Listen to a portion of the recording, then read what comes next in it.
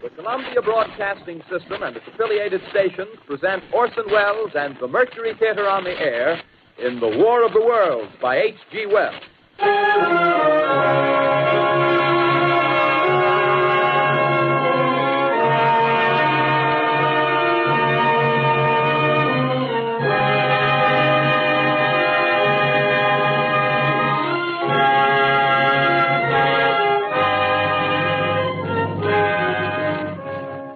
Ladies and gentlemen, the director of the Mercury Theater and star of these broadcasts, Orson Welles. We know now that in the early years of the 20th century, this world was being watched closely by intelligences greater than man's, and yet as mortal as his own. We know now that as human beings busied themselves about their various concerns, they were scrutinized and studied, perhaps almost as narrowly as a man with a microscope might scrutinize the transient creatures that swarm and multiply in a drop of water. With infinite complacence, people went to and fro over the earth about their little affairs, serene in the assurance of their dominion over this small, spinning fragment of solar driftwood, which by chance or design, man has inherited out of the dark mystery of time and space.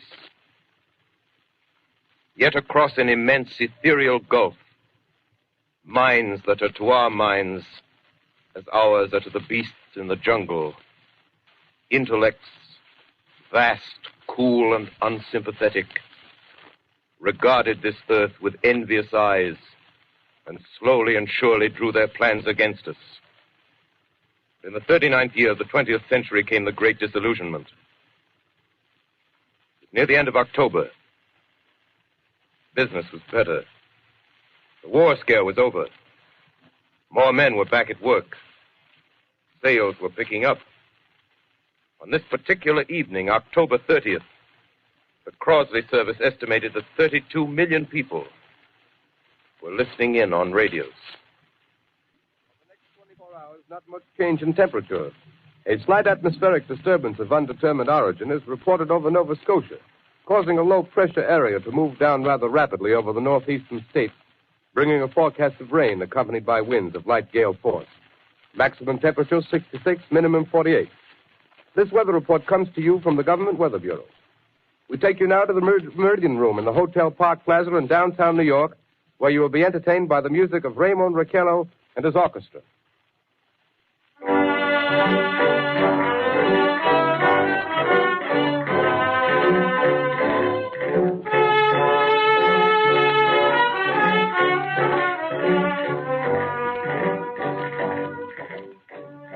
Good evening, ladies and gentlemen. From the Meridian Room in the Park Plaza Hotel in New York City, we bring you the music of Raymond Raquello and his orchestra. With a touch of the Spanish, Raymond Raquello leads off with La Capacita.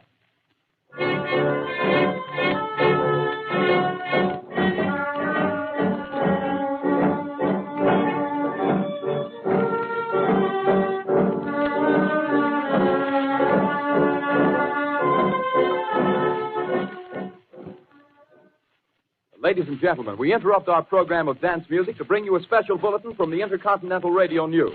At 20 minutes before 8 Central Time, Professor Farrell of the Mount Jennings Observatory, Chicago, Illinois, reports observing several explosions of incandescent gas occurring at regular intervals on the planet Mars.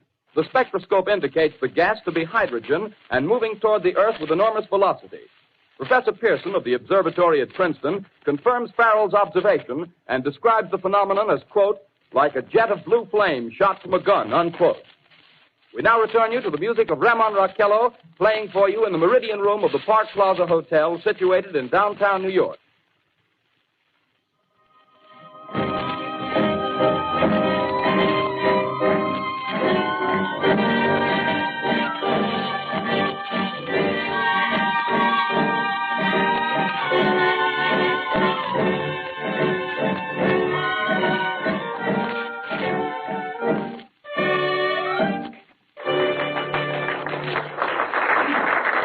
And now a tune that never loses favor, the ever-popular Stardust, Raymond Raquello and his orchestra.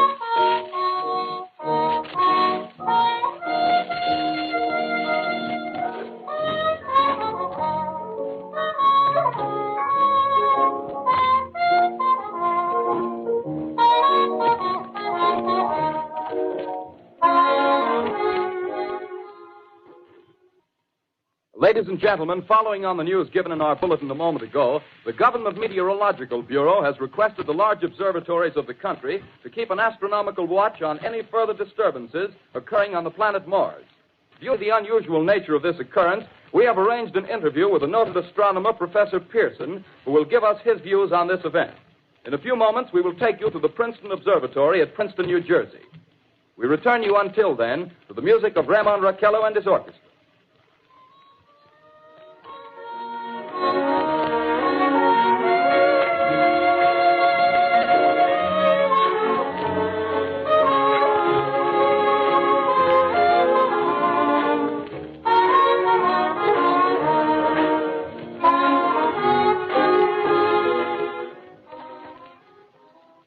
We are ready now to take you to the Princeton Observatory at Princeton, where Carl Phillips, our commentator, will interview Professor Richard Pearson, famous astronomer.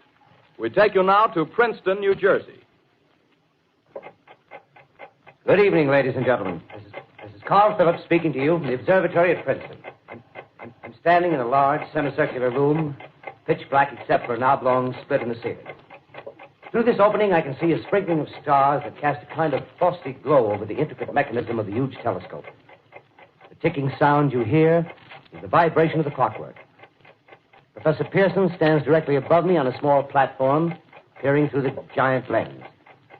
I'll ask you to be patient, ladies and gentlemen, during any delay that may arise during our interview. Besides the ceaseless watch of the heavens, Professor Pearson may be interrupted by telephone or other communications. During this period, he is in constant touch with the astronomical centers of the world. Professor, may I begin our questions? Any time, Mr. Phillips. Professor, would you please tell our radio audience exactly what you see as you observe the planet Mars through your telescope? Nothing unusual at the moment, Mr. Phillips. A red disk swimming in a blue sea. Transverse stripes across the disk. Quite distinct now because Mars happens to be at the point nearest the Earth, in opposition, as we call it. In your opinion, what do these transverse stripes signify, Professor Pearson? Not canals, I can assure you, Mr. Phillips. Say, Although that's the popular conjecture of those who imagine Mars to be inhabited. From a scientific viewpoint, the stripes are merely the result of atmospheric conditions peculiar to the planet. then you're quite convinced, as a scientist, that living intelligence as we know it does not exist on Mars? I say the chances against it are 1,000 to 1. And yet, how do you account for these gas eruptions occurring on the surface of the planet at regular intervals? Phillips, I cannot account for it. By the way, Professor, for the benefit of our listeners, how far is Mars from the Earth? Approximately 40 million miles. Well, that seems a safe enough distance. Just a moment, ladies and gentlemen. Someone has just handed Professor Pearson a message. While he reads it, let me remind you that we are speaking to you from the observatory in Princeton, New Jersey, where we are interviewing the world-famous astronomer, Professor Pearson. One moment, please. Professor Pearson has passed me a message which he has just received. Professor, may I read the message to the listening audience? Certainly, Mr. Phillips. Ladies and gentlemen, I shall read you a wire addressed to Professor Pearson from Dr. Gray of the Natural History Museum, New York. Quote, 9:15 p.m. Eastern Standard Time. Seismograph registered shock of almost earthquake intensity occurring within a radius of 20 miles of Princeton.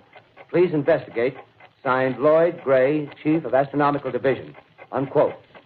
Professor Pearson, could this occurrence possibly have something to do with the disturbances observed on the planet Mars? Hardly, Mr. Phillips. This is probably a meteorite of unusual size, and its arrival at this particular time is merely a coincidence. However, we shall conduct a search as soon as daylight permits. Thank you, Professor. Ladies and gentlemen, for the past 10 minutes, we've been speaking to you from the observatory at Princeton, bringing you a special interview with Professor Pearson, noted astronomer. This is Carl Phillips speaking. We are returning you now to our New York studio.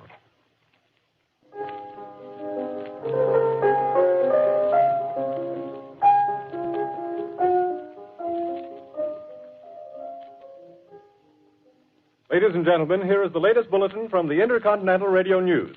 Toronto, Canada. Professor Morse of Macmillan University reports observing a total of 3 explosions on the planet Mars between the hours of 7:45 p.m. and 9:20 p.m. Eastern Standard Time. This confirms earlier reports received from American observatories. Now, nearer home, comes a special bulletin from Trenton, New Jersey. It is reported that at 8:50 p.m., a huge flaming object, believed to be a meteorite, fell on a farm in the neighborhood of Grover's Mill, New Jersey, 22 miles from Trenton. The flash in the sky was visible within a radius of several hundred miles, and the noise of the impact was heard as far north as Elizabeth. We have dispatched a special mobile unit to the scene, and we'll have our commentator, Carl Phillips, give you a word picture of the scene as soon as he can reach there from Princeton. In the meantime, we take you to the Hotel Martinet in Brooklyn, where Bobby Millett and his orchestra are offering a program of dance music.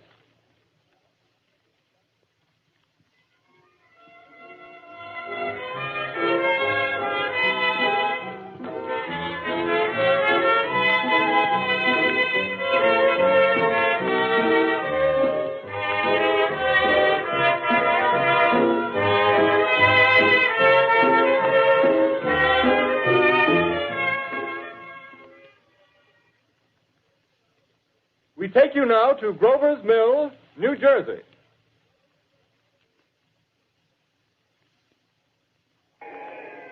Ladies and gentlemen.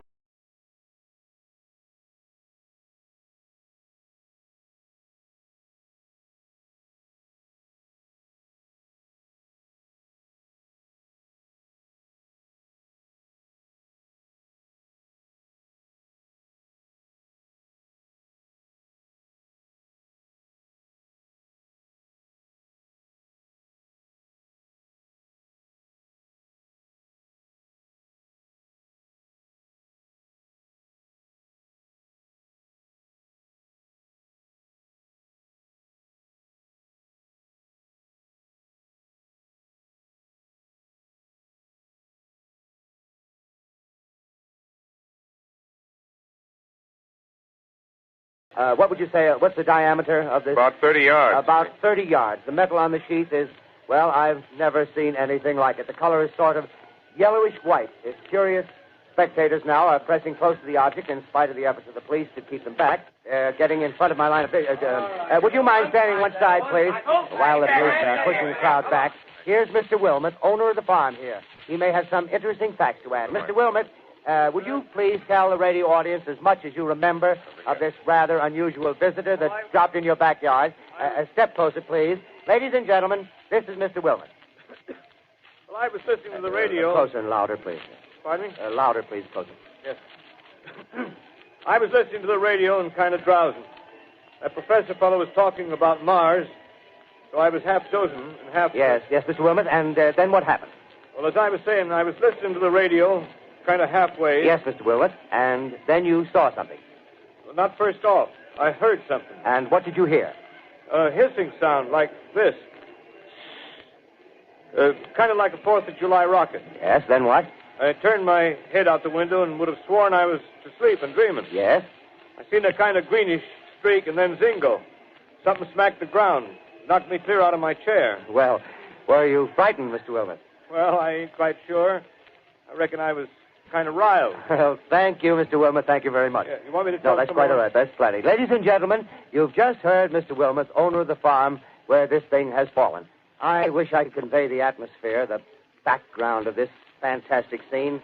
Hundreds of cars are parked in a field in back of us, and the police are trying to rope off the roadway leading into the farm, but it's no use. They're breaking right through. The car's headlights throw an enormous spotlight on the pit where the object's half buried. Now, some of the more daring souls now are venturing near the edge. Their silhouettes stand out against the metal sheen. One man wants to touch the thing. He's having an argument with the policeman. Now, the policeman wins. Now, ladies and gentlemen, there's something I haven't mentioned in all this excitement, but it's becoming more distinct. Perhaps you've caught it already on your radio. Listen, please. Do you hear it? It's a curious humming sound that seems to come from inside the object. I'll move the microphone nearer. Here.